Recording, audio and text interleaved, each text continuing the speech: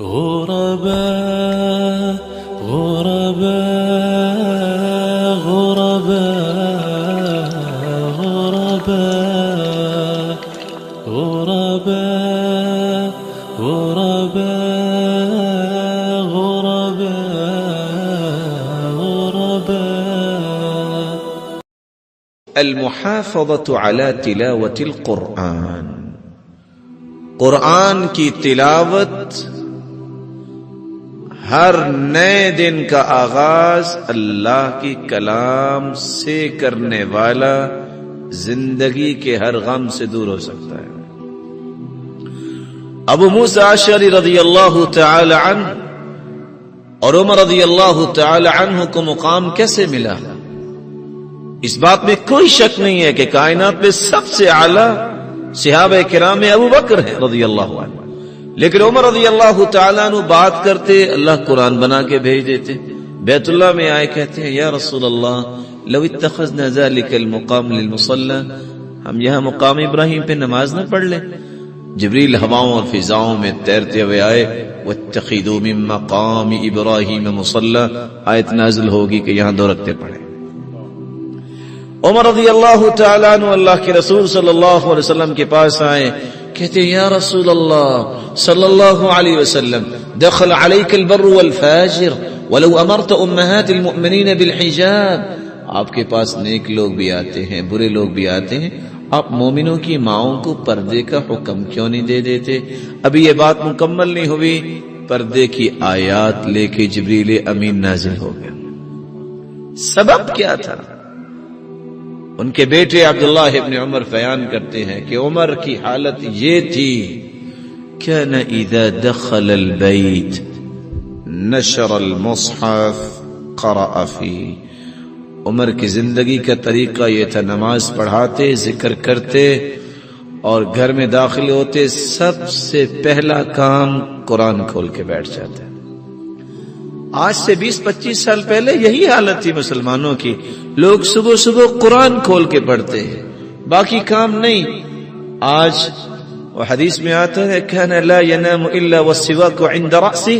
رسول اللہ صلی اللہ علیہ وسلم اس وقت تک سوتے ہی نہیں تھے جب تک عائشہ صدیقہ رضی اللہ تعالی عنہ مسواک تیار کر کے آپ کے تکیے کے پاس رکھ نہیں دیتی تھی.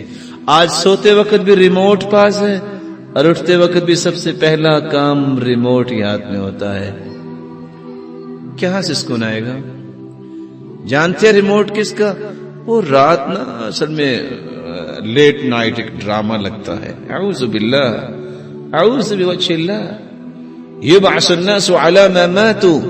قیامت کے دن ہر شخص اسی حالت میں اٹھایا جائے گا جس حالت میں اسے موت آئی. سوچئے اگر اتنی غلیظ سائٹ پہ اس کی رات گزرتی ہے، اگر اس حالت میں موت آ گئی تو قیامت کو کس طرح اٹھایا جائے گا؟ کیا بنے گا؟ سکون کہاں سے آئے؟ سکون کے یہ راستے ہیں. ابو موسیٰ اشعری رضی اللہ تعالی عنہ فرماتے ہیں انی لاستحیی الا انظر فی عہد ربی فی اليوم مرہ او مرتین. لوگوں مجھے شرم آتی ہے میری زندگی کا ایک دن گزر جائے اور میں نے اپنے رب کی کلام کو پڑھا ہی نہ ہو، مجھے شرم آتی ہے. یہ روحانی غذا جب تک نہیں ہوگی دنیا کا سکون کہاں سے آئے گا؟ امام احمد بن حنبل رحمۃ اللہ علیہ اور امام شافعی رحمۃ اللہ علیہ استاد شاگرد تھے. امام شافعی رحمۃ اللہ علیہ کے پاس کچھ فقہاء آئے اور وہ قرآن کھول کے بیٹھے، پڑھ رہے ہیں اور پڑھ رہے ہیں اور پڑھ رہے ہیں. کہتے ہیں ہم بھی آئے ہیں، ہم سے بھی کوئی بات کیجئے. کہتے ہیں قد شغلکم الفقہ عن القرآن. تمہیں تو فقہ نے قرآن سے مشغول کر دیا ہے مجھے لگتا ہے. میں تو قرآن کھول کے بسا اوقات عشاء کی نماز پڑھ کے بیٹھتا ہوں، اتنی لذت آتی ہے فما اطبقہ حتی الصباح.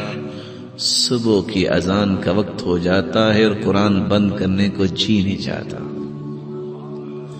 یحییٰ بن معاذ سے کسی نے پوچھا آخری سانسوں میں ہو کوئی خواہش؟ کہتے ہیں 2 خواہشیں. اشتہی من الدنیا شیئین بیتا خالیا ومصحفا جید الخط اقرأ فیہ. 2 ہی خواہشیں ہیں. دنیا سے جا رہا ہوں، خالی گھر مل جائے، قرآن کا نسخہ مل جائے اور میں بیٹھ کے قرآن پڑھتا نظر آؤں. امام شافعی رحمت اللہ علیہ یہ استاد ہیں اور امام احمد بن حنبل رحمت اللہ علیہ شاگرد ہیں. اللہ شاگرد بھی ہمیں ایسا بنائے اور استاد بھی ایسا بنائے. امام احمد بن حنبل بیمار ہو گئے تو استاد امام شافعی سن کے کہ میرا شاگرد بیمار ہو گیا وہ بھی بیمار ہو گیا. کسی نے پوچھا یہ کیا؟ کہتے ہیں میں دیکھتا ہوں کہ اللہ نے جو اس کو صلاحیت دی ہے جو کام میں نہیں کر سکتا شاید اللہ اس سے لے لے. آج ہم تو کہتے ہیں نا نہیں میرا شاگرد مجھ سے اوپر جائے یہ نہیں ہو سکتا. اور عبداللہ بن عباس کیا کہا کرتے تھے؟ کسی نے پوچھا 18 سال کے بچے ہو 65 سال کے لوگ تمہارا فتویٰ مانتے ہیں راز کیا ہے؟ کہا پہلا راز اللہ کی رحمت، دوسرا راز اللہ کے رسول کی دعا، اور تیسرا راز جب میں پڑھانے بیٹھتا ہوں نا تو میں کہتا ہوں یا اللہ مجھ سے سیکھنے والوں کو مجھ سے بھی بڑا عالم بنا. کتنا پیارا دل ہے. ہم کہتے ہیں بڑا ضرور بنے لیکن نہیں مجھ سے نہیں بڑا بننا چاہیے. شکر کرو اللہ نے ایسا تمہیں موقع دیا کہ تمہارے شاگرد تم سے اچھا کام کریں. اس بات میں خوشی ہونی چاہیے. خیر امام شافعی رحمت اللہ علیہ کو دعوت دی امام احمد بن حنبل نے. گھر آئے. انہوں نے کہا بیٹا اپنی بیٹیوں سے کہا کہ میرے استاد وہ آ رہے ہیں جس کے اندر 2 کوالٹیاں ہیں، ایک تہجد گزار ہے، ایک نہ کھانا بہت تھوڑا کھاتے ہیں. آج ہم کوالٹی کیا بیان کرتے ہیں؟ کھانا بہت کھاتا ہے. اور حدیث کیا کہتی ہے؟ بحسب ابن آدم لقیمات یقمن صلبہ فإن كان لا محالہ فثلث لطعامه وثلث لشرابه وثلث لنفسه. آدمی کے لیے اتنے ہی لقمے کافی ہیں کہ اس کی کمر سیدھی رہے. ہاں اگر بہت اچھا کھانا ہے کہیں اور کہتے ہیں کیا ہے ٹیسٹی کھانا ہے تو پھر تھوڑی سیگریگیشن اور کچھ ڈویژن اس طرح کر لو. پیٹ کا ایک حصہ کھانے کے لیے، ایک پینے کے لیے پانی کے لیے اور ایک سانس لینے کے لیے. بادشاہ نہ بنو. کچھ لوگ بادشاہ ہوتے ہیں نا کہتے ہیں تینوں ہی سے کھانے سے تو بھرو نا، پانی دائیں بائیں آ ہی جائے گا اور سانس کی کون سی بات ہے آئے نہ آئے. البطر تذهب الفطن. زیادہ کھانا انسان کو کند ذہن کرتا ہے. یہ صلاحیت نہیں ہے. اگر اللہ نے کھانے کے لیے پیدا کیا ہوتا تو کم از کم ایک گائے اور بھینس جتنا تو پیٹ لگایا ہوتا نا، لیکن نہیں لگایا. تو جو اس کا لگایا نہیں ہے وہ اتنا بنانا چاہے تو عیب ہوگا نا. خیر وہ آ گئے. کھانا کچھ معمول سے زیادہ کھا لیا. بیٹیوں نے کہا یہ کیا؟ صبح دیکھا تو ابریق جس میں پانی تھا وضو کے لیے وہ بھی اسی طرح استعمال ہی نہیں ہوا. کہتے آپ تو کہتے تھے تہجد گزار رہی ہے. آپ کو پتا ہے کہ باپ اور استاد سمجھتا ہے کہ اس وقت پریشانی کیا ہے، وہ دیکھ لیتے ہیں کہ بیٹا اس وقت کس چیز میں مشغول ہے. کہا تھوڑے سے پریشان نظر آ رہے ہیں، کیا مسئلہ ہے؟ کہا پریشانی تو یہ ہے، میں سوال کرنا چاہتا ہوں. جی بولیے. یہ مسئلہ ہے. کہا یہ بتاؤ کہ کھانا کس نے پکایا تھا؟ کہا میری بیٹی نے پکایا تھا. وہ حافظ قرآن تو نہیں.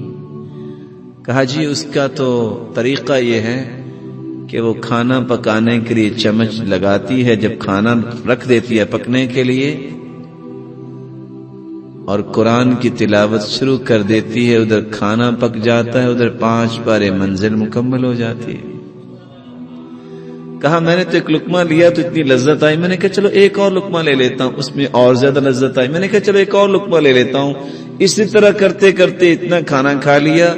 پھر رات کے وضو سے عشاء کے وضو سے تہجد پڑھی اور صبح کی نماز پڑھی.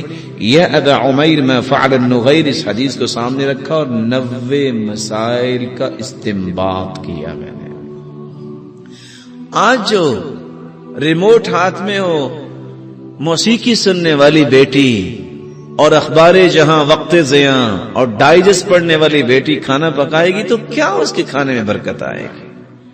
برکت تو آئے گی کہ جس کو اللہ نے توفیق دی ہے نماز پڑھنے والی اور قرآن پڑھنے والی، اس کے ہاتھ سے برکت آئے گی. یہی وجہ ہے کہ آج جگہ جگہ پہ ڈائیورس کیوں سنائی دیتی ہے؟ بازار سے کھانا کھانا جائز ہے، اس بات میں تو کوئی شک نہیں. لیکن سلف کیا کہتے تھے؟ جس گھر میں کھانا پکتا ہوگا نا اس گھر میں لڑائی نہیں ہوگی. آج اگر کھانا نہیں پکتا وہ کہتا ہے ٹھیک ہے مجھے بیوی کی کیا ضرورت، میں ہوٹل سے کھا لوں گا۔ کردار ادا کیا ہے گھروں کو توڑنے کا اس چیز نے بھی۔ اور گھر تو آپ کے سامنے بیوی وضو کرتی ہے، نماز پڑھتی ہے، آپ کو کیا پتا جہاں آپ کھانا کھاتے ہیں کتنے نمازی ہیں وہ۔ لیکن ہم نے کبھی سوچا؟ سعادت سمجھتی تھیں وہ عورتیں کہ یہ نماز پڑھے گا، تجارت کرے گا اسلامی، میں اس کو کھانا پکا کے دوں اور اس کے اجر میں شریک ہو جاؤں۔ رسول اللہ صلی اللہ علیہ وسلم کا کھانا لے کے خدیجہ رضی اللہ تعالی عنہ گھر سے نکلی اور پہاڑ پہ جا رہی ہیں۔ کہاں؟ غار حرا میں۔ عورت ذات، اس وقت گیس اور بجلی اور اوون کی سہولت تو نہیں تھی، لیکن ابھی وہ غار میں نہیں پہنچی، جبریل امین ہواؤں اور فضاؤں میں تیرتے ہوئے پہلے پہنچ گئے اور کیا فرمایا؟ یا رسول اللہ صلی اللہ علیہ وسلم ان هذه خدیجہ، یہ آپ کی زوجہ مطہرہ خدیجہ آ رہی ہے، بیدها اناء فیہ طعام او شراب او ادام، اس کے پاس ایک برتن ہے، آپ کے لیے کھانا لے کے آ رہی ہے۔ پہاڑ پہ چڑھیں گی، سر میں درد بھی ہوگی، چکر بھی آئیں گے۔